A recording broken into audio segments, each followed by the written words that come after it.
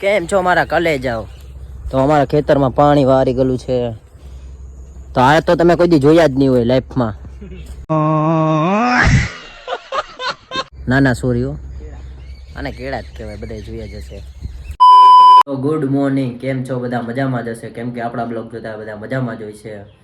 ને જય દ્વારકાધીશ.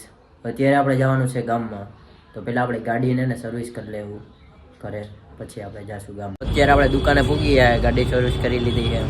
આપણી બર્ગબેનમાં પડી છે, આપણો ભાઈ વાત કરે છે. વાત કરવા સિવાય બીજું કંઈ કામ જ નહીં. આપણે તો સિંગલ રહ્યા, કોઈ દી કોઈ વાત જ ના કરે. ફાઇનલી આપણે ઘરે આવી ગયા છે ને અત્યારે આપણે દેવને લઈને જવાનું છે વાડીએ. એ પણ હાકીને જવાનું છે. હું, મારો ભાઈ છે અને મિત્ર છે મારો. તો કેમ છો મારા કલેજા? અત્યારે આપણે વાડીએ પૂગી ગયા છે, મોટર ચાલુ થઈ ગઈ, ટાંકો ભરીને પછી આપણે નારેલીમાં દવા મારવાની છે, બધી નારેલીમાં. તો અમે બધા મિત્રો ભેગા થઈ દવા છાંટવાની છે. તો ફાઇનલી મિત્રો આપણે અત્યારે દવા છાંટીએ છીએ આપણા બગીચામાં. અત્યારે મારો ભાઈ કરે છે. ફાઇનલી આપણો કોકોનટનો બગીચો, મતલબ અમારે અહીંયા નારિયેલ કહીએ, જોઈ શકો છો. હજી કાચા છે. મને મારો મિત્ર દવા છે ને અમે નારેલીમાં મારીએ છીએ. અત્યારે મારો ભાઈ છાંટે. તો ફાઇનલી મિત્રો આપણે હવે નારેલીમાં દવા મારી દઈએ. મારો ભાઈ છાંટી ગયો.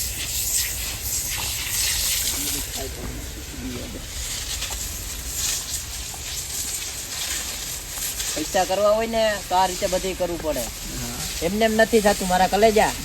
રાહુલ બોટિયાએ એક મોટર બહાર નાખી, બીજી મોટર ફિટ કરેવા. કેમ છો મારા કલેજાઓ? તો અમારા ખેતરમાં પાણી વારી ગયેલું છે. તો આ તો તમે કોઈ દી જોયા જ નહીં હોય લાઈફમાં. ના ના સોરી હો, આને કેળા જ કહેવાય, બધા જોયા જશે. તો આપણે દેવ પાસે જવાનું છે. એમાં ક્યાંક સરે દેખાતું નથી. એ દેવ બેટો,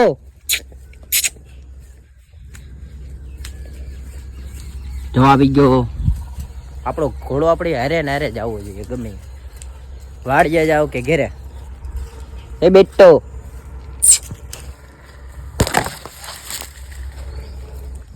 તો ઘોડાને બીજી ઠેકાણે બદલા. ઘોડો અત્યારે ચરે છે, હવે એને આપણે નવરાવવાનો છે, પછી આપણે ઘરે લઈ જવાનો છે.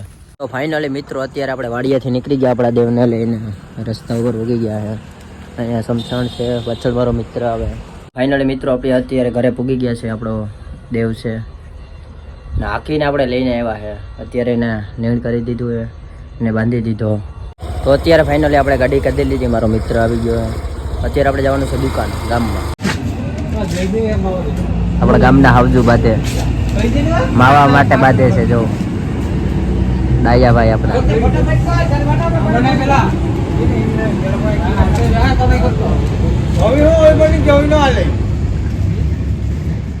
તો અત્યારે આપણે દુકાને પૂગી ગયા છે ગામમાં.